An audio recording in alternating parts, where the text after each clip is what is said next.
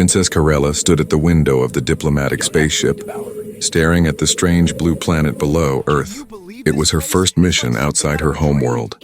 Vexar and her first time meeting humans. Her hands were cold, her heart was beating fast, and her mind was full of worry. She had read the ancient scrolls many times before coming here. The Vexari believed that humans were dangerous. They said humans were kind at first, but once they chose a mate, they would devour them, eat them after love. That was the old warning passed down from generation to generation. Karela didn't know if it was true, but she couldn't take any chances. Her job was simple: observe, report, and return home safely. But something about this mission felt different. She had been assigned a personal bodyguard, a human soldier named Sergeant Reed. He was tall, strong, and always quiet. His eyes were soft, but his face was like stone. He followed her everywhere, like a shadow, never smiling too much, never speaking unless needed. She didn't trust him. She stayed away, always watching, always alert. Every time he handed her something, a cup, a piece of paper, even a simple fruit, she hesitated. Her mind screamed, what if it's a trick? What if he's fattening me up? That night she sat alone in her private room, lights dim, thinking about home. She missed the twin moons of Vexar, the glowing gardens, and her little sister's laughter. Earth felt cold. Even though the humans were polite, suddenly, she heard footsteps outside her door, slow and heavy. Her heart jumped. She stood up quickly, her fingers near the emergency alarm. The door opened slowly and Sergeant Reed stepped in. In his hand, he held something small. She tensed, ready to fight or flee. But he simply walked in, calm and quiet, and held out his hand.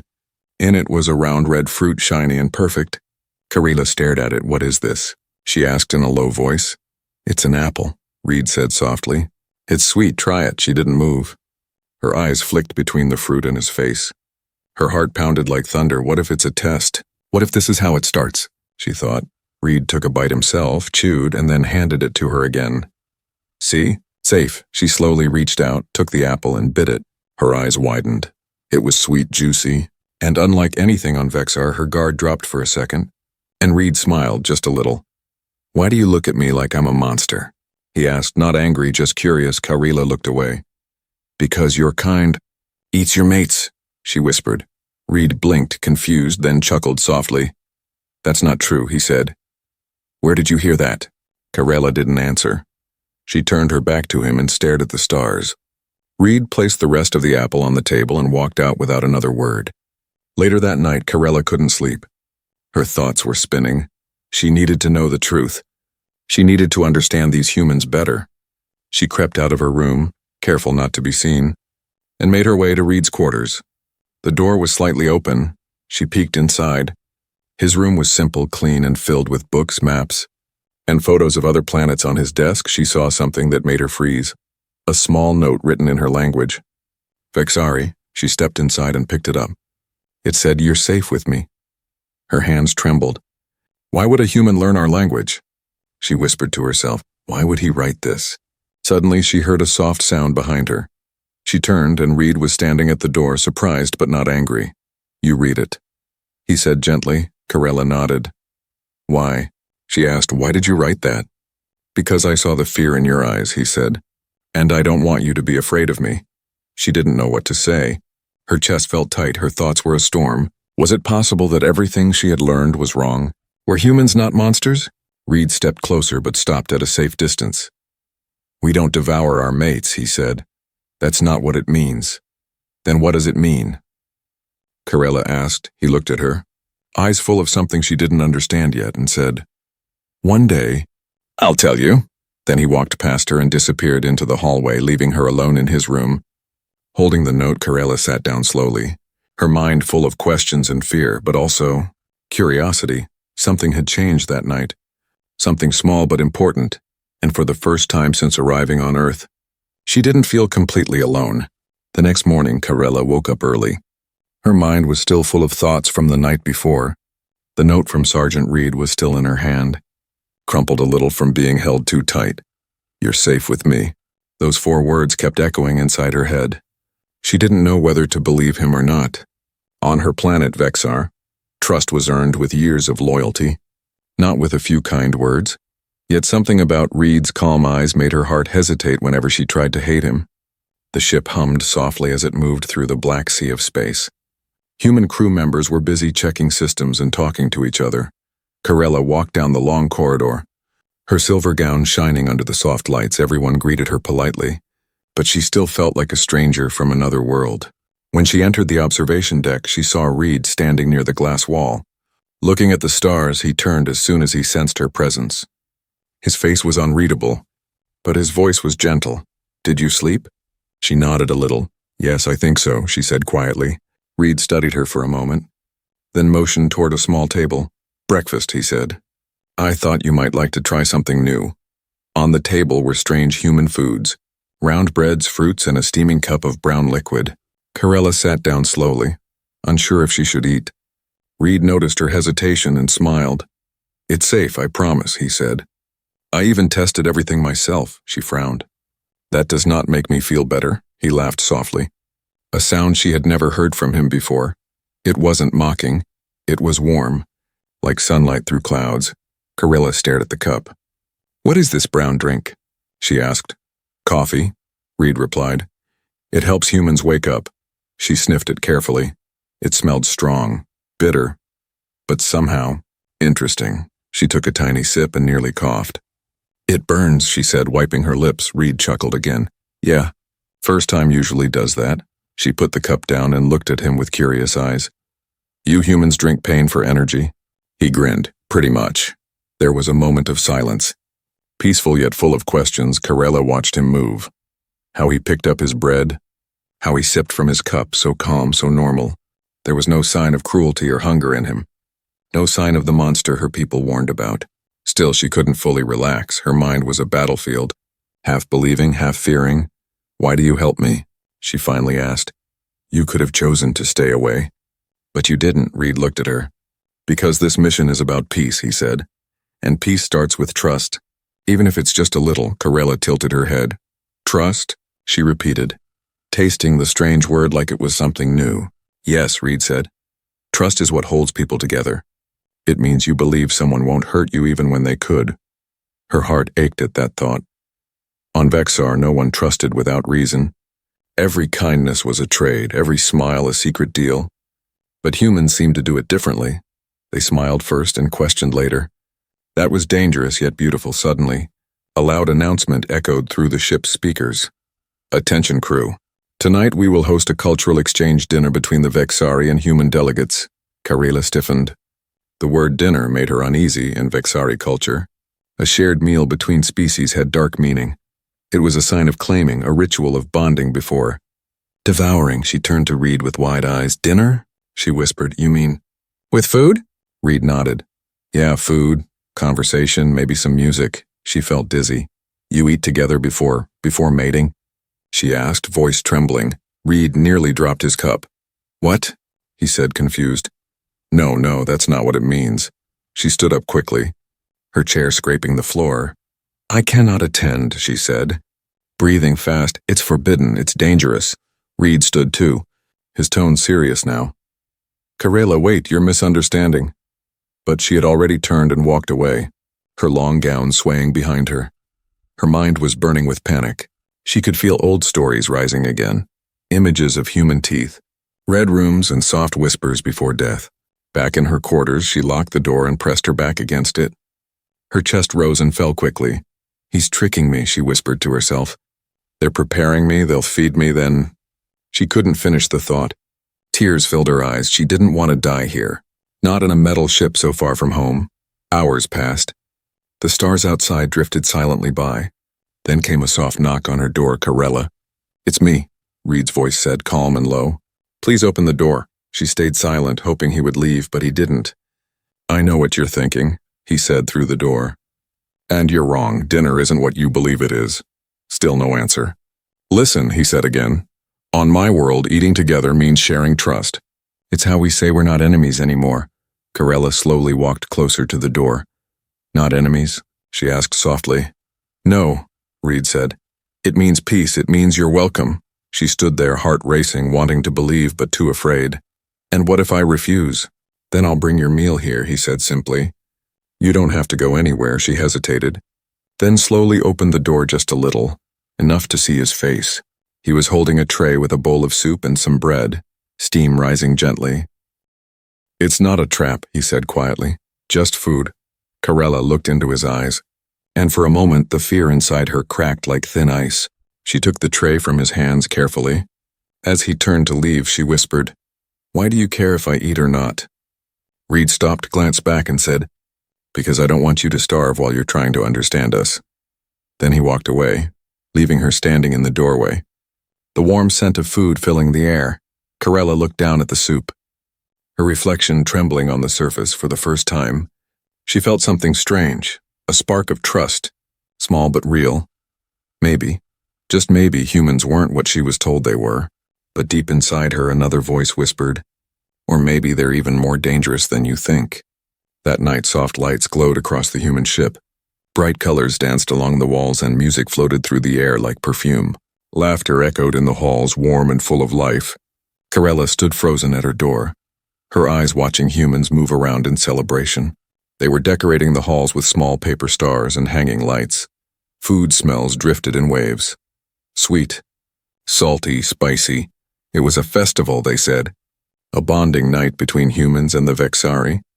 But Karela's body was shaking on her world. A festival like this didn't mean joy, it meant a bonding rite. The final moment before two species claimed each other. In old Vexari stories, such bonding ended with mating. Then devouring, it was not a celebration. It was a goodbye. She wore a long gown made of soft glowing threads, a gift from the human captain. Her hair was braided with small crystals, and her lips were painted blue, like the royal traditions of her people, but inside, her heart was thumping like a war drum. A knock came at her door and she jumped. She pressed her back to the wall.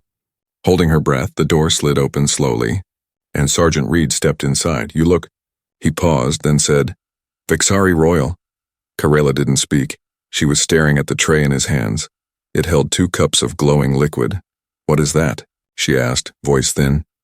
"Just something light from both cultures," he said. "No tricks." Karela didn't take the cup. She stepped back and looked at him sharply. "Tonight is the festival, right?" He nodded. "Yes, the mating festival, that's what your team decided to call it." Her eyes widened in horror. "You admit it," she said, voice trembling.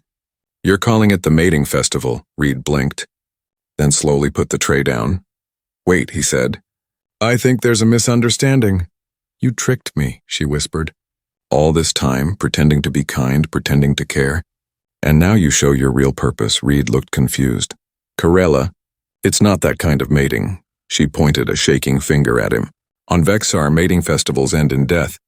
In sacrifice, the chosen mate gives their body, and then their life." "You knew this." Reed took a slow breath. "No," he said. "We didn't know that's what it means on your world here. The word mating just means finding someone, dancing, laughing, falling in love, not death." Karela stared at him, her mind spinning. Her throat felt tight, her knees weak. "Then why use that word?" she asked. "Why invite us to something so close to our nightmare?" Reed rubbed the back of his neck.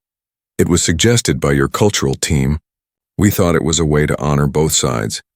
They told us it meant forming peaceful bonds." She didn't know what to believe anymore. Were the humans lying, or had her own people set her up? Suddenly, an announcement echoed through the ship. "Guests from Vexar, please proceed to the Harmony Hall. The bonding ceremony is about to begin." Karela felt her breath catch. She backed away, shaking her head. "I can't go there," she whispered. "I won't be eaten for peace." Reed stepped forward but didn't touch her. "You don't have to do anything you don't want," he said. "But you should see for yourself what it really means." She looked at him, her eyes shining with fear and something else, curiosity. Moments later, she found herself walking behind him. Moving slowly through the corridors, each step felt heavier. Her mind played dark images, tables with sharp tools, humans wearing smiles and holding knives, but when they reached the Harmony Hall, she froze. There were no knives, no cages, no sacrifice. Instead, humans and Vexari stood side by side, talking, laughing, even dancing. Bright music filled the room, and long tables were covered with beautiful dishes. Nothing raw, nothing bloody, just simple meals. Reed looked at her gently. "This is what we mean by bonding," he said. "A festival of connection, not death." Karela walked slowly into the room, still tense but her eyes searching for danger. She saw a young Vexari boy smiling as a human girl showed him a music player. An older Vexari priest was teaching a human chef how to carve fruit flowers. Her heart thudded again. But this time not from fear, from disbelief. "You don't eat each other?" she asked softly. Reed gave a small smile. "Only food. Not people." Still unsure, Corella walked toward a table and picked up a small glowing dessert shaped like a flower. She took a bite, and the sweet taste filled her mouth. It reminded her of home. Suddenly, the lights dimmed slightly.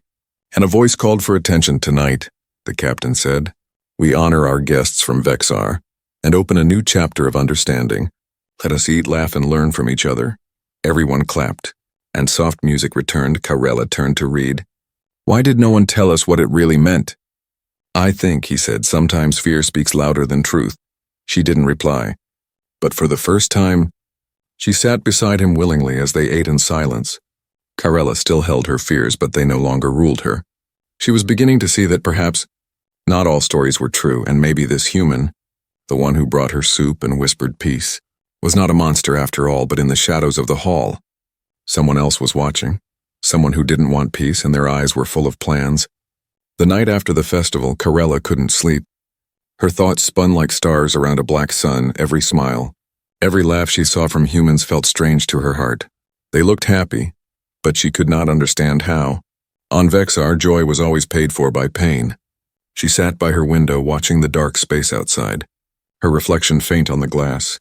They eat together, they dance, they touch. But no one dies, she whispered to herself. Then what does it mean when humans say they devour their mates?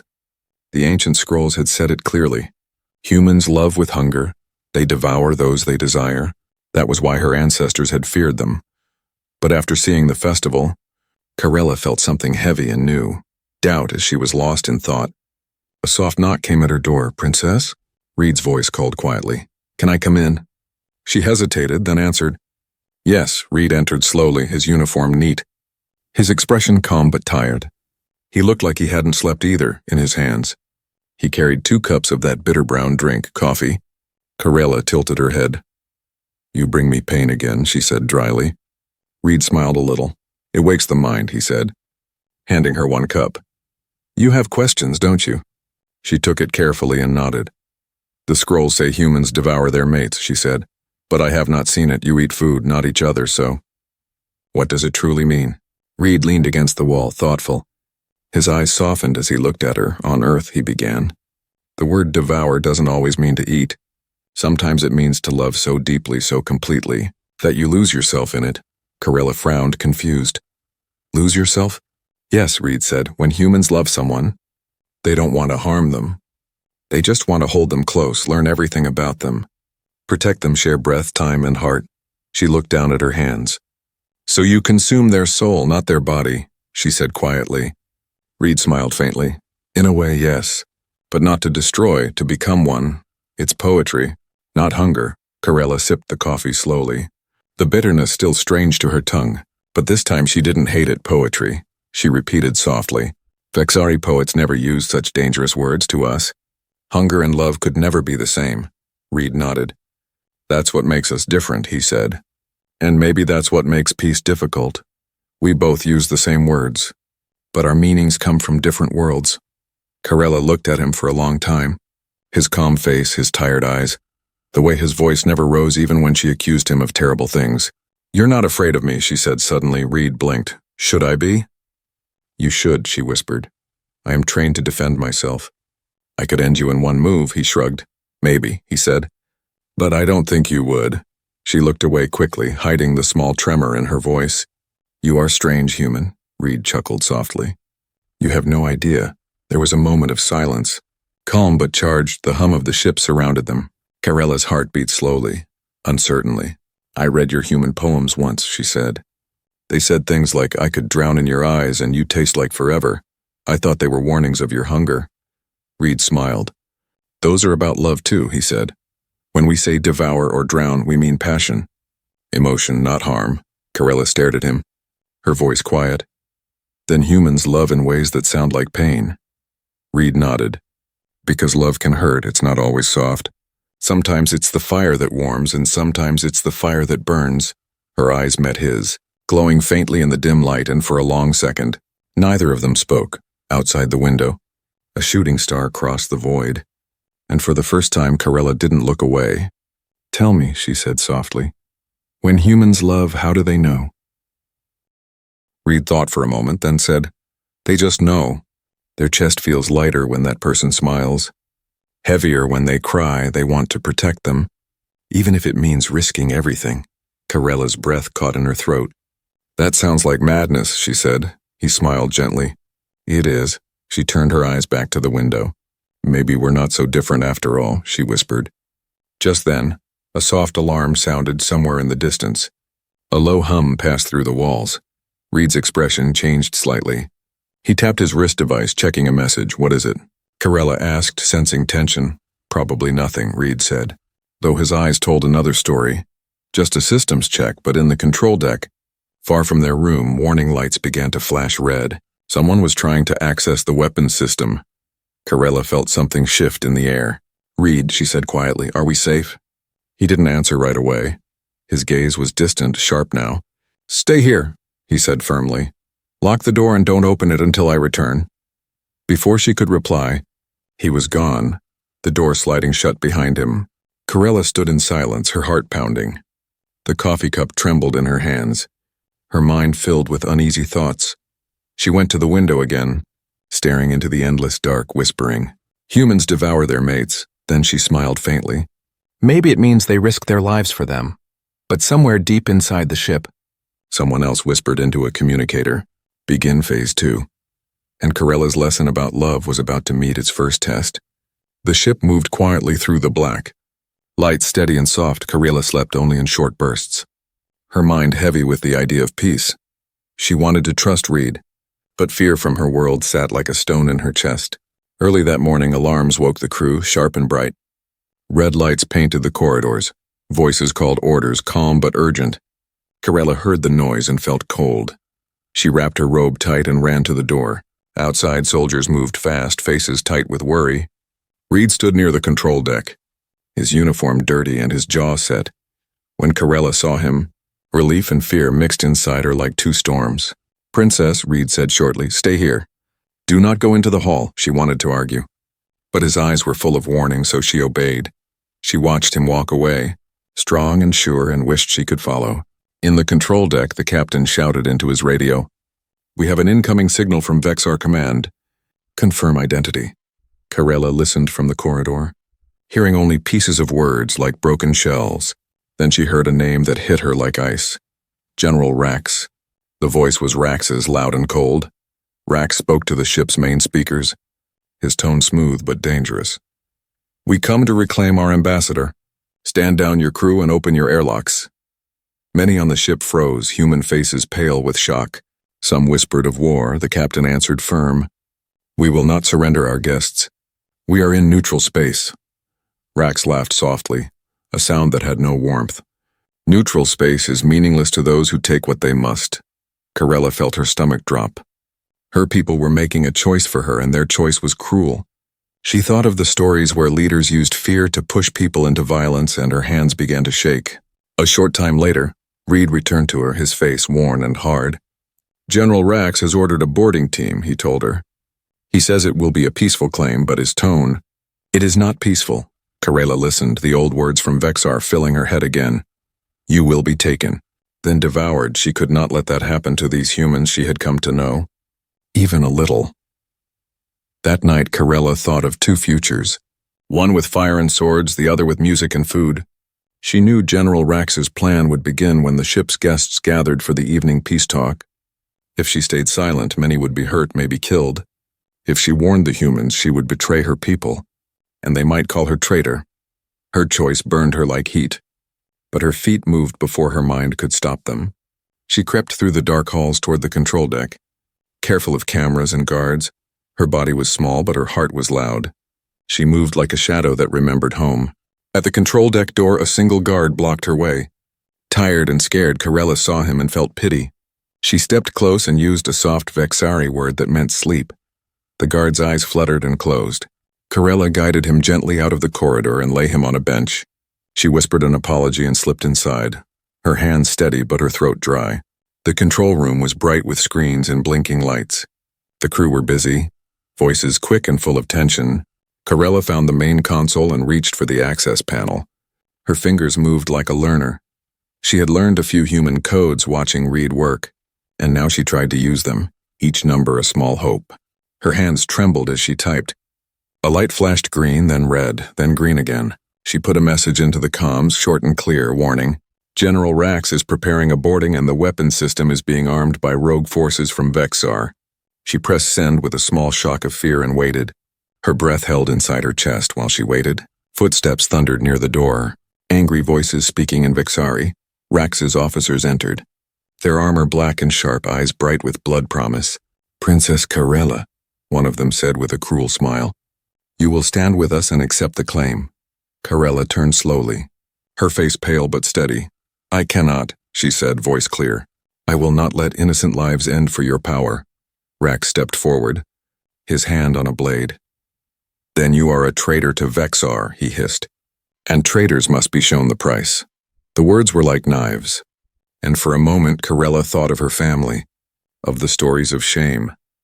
But the control deck hummed around them, and she remembered Reed's soft voice and the laughter she had heard at the festival.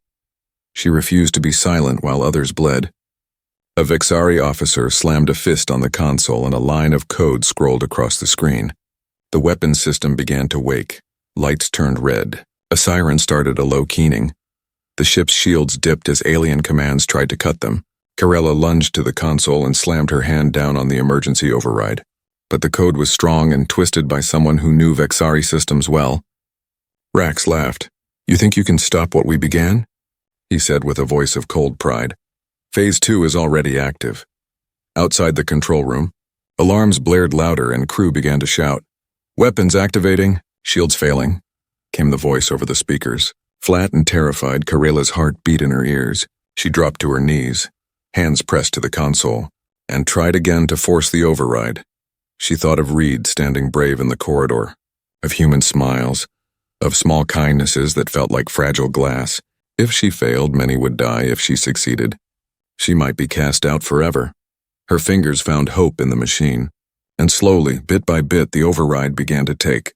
The red light stuttered and dimmed, the ship's hum steadied again, and a new voice came over the public channel, calm and strong.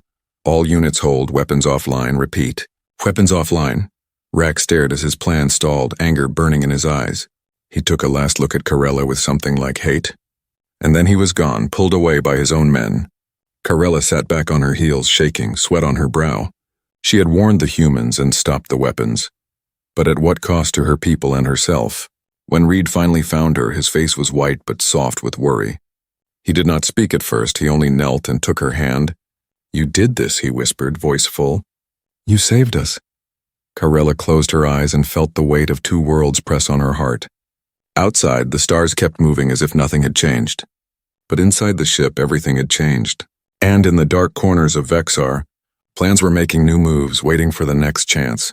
Corella sat alone in the quiet medical room, her hands resting on her lap, her eyes fixed on nothing. The silence felt strange, almost fake, as if the ship itself was holding its breath. Moments ago, she had betrayed her people to save the humans. Now she was no longer just a guest. She was a line drawn between two worlds. The captain had thanked her with a nod. Reed had held her hand without saying a word. But the other humans stared, unsure if she was a hero or a spy.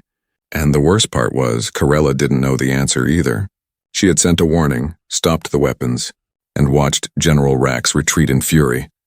But her heart still twisted, torn between duty and something new, something shaped like trust. That night, a quiet message was sent across the stars from Vexar. The High Council declared Corella a traitor. Her title was removed, her name taken from the royal list. Her family was told to forget her. She read the message alone, sitting on her bed.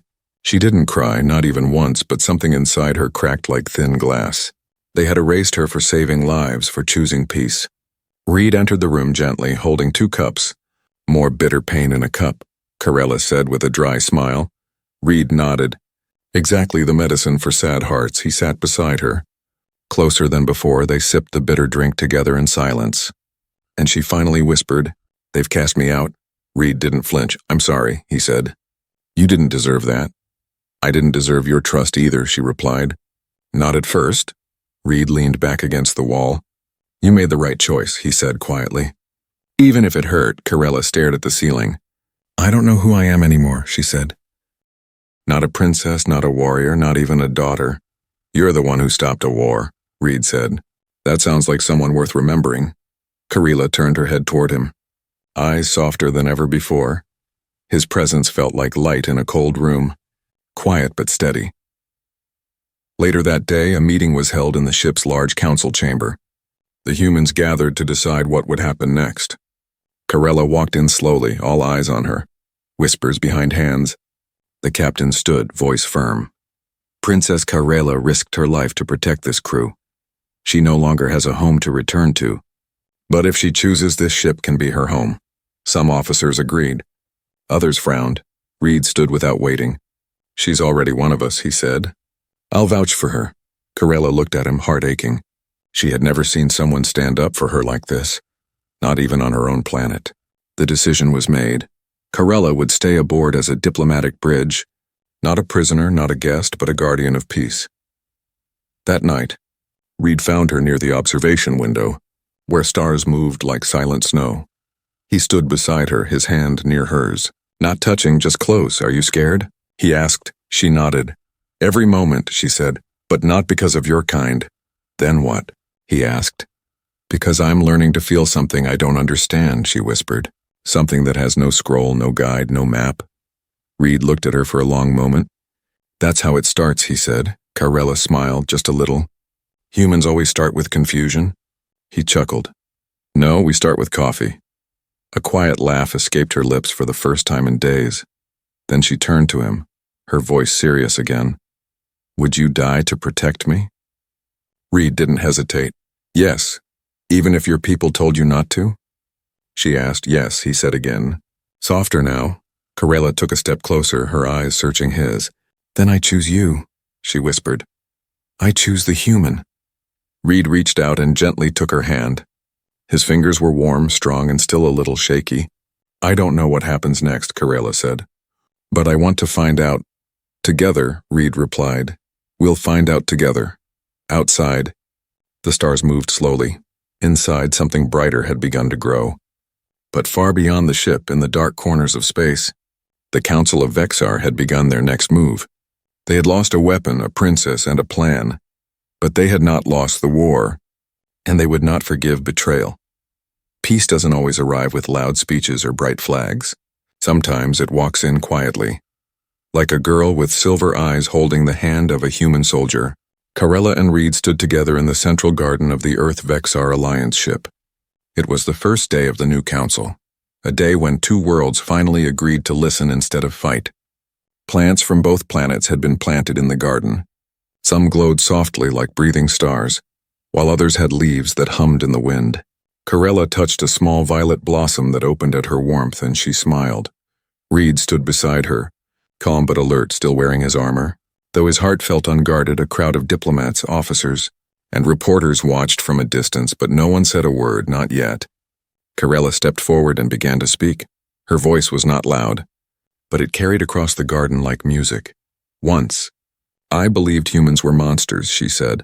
I was told they devour those they love, and I feared every step they took. She paused, her eyes meeting Reed's. But I learned that sometimes, devouring doesn't mean destruction. Sometimes, it means letting someone become part of you. Not to harm, but to protect, to understand. To change, Reed stepped up beside her. She risked everything, her title, her family, her future, to stop a war before it started. She didn't just save lives, he added. She changed how we see each other. The crowd listened, silent and still. Some held their breath. Others wiped quiet tears. The moment was more than history, it was healing. After the speeches, Reed and Corella walked through the garden, hand in hand, not as soldier and alien, but as something new, a bond stronger than titles, stronger than fear. Corella had found a new purpose, not as a princess, but as a bridge.